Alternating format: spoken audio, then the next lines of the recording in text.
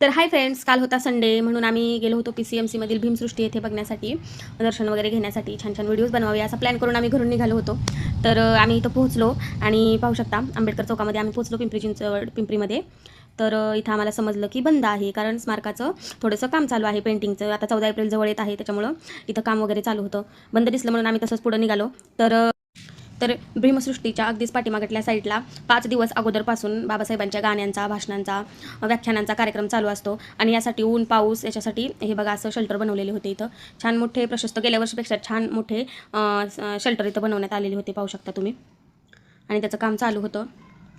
परत त्या साईडला पार्किंगची सोय केलेली होती, इकडे सुद्धा चालू होतं काम. आणि परत ते ज्योतिबा फुलेचे स्मारक त्या साईडचं सुद्धा काम चालू होतं, कारण ज्योतिबा फुलेची जयंती 11 एप्रिलला असते आणि आपल्या डॉक्टर बाबासाहेब आंबेडकरांची जयंती 14 एप्रिलला असते. त्यामुळं या ठिकाणी आलेले लोक जे आहेत तिकडे सुद्धा जात असतात पाया वगैरे पडायला, त्याच्यामुळे खूप तिथं सुद्धा गर्दी असते, म्हणून तिथलं सुद्धा काम चालू होतं. आणि पाहू शकता इथं पुतळ्याला झाकलं होतं, पेंट केलं होतं आय थिंक, त्याच्यामुळे झाकलं होतं आणि काम चालू होतं इथलं, त्याच्यामुळे हे ठिकाण बंद केलं होतं.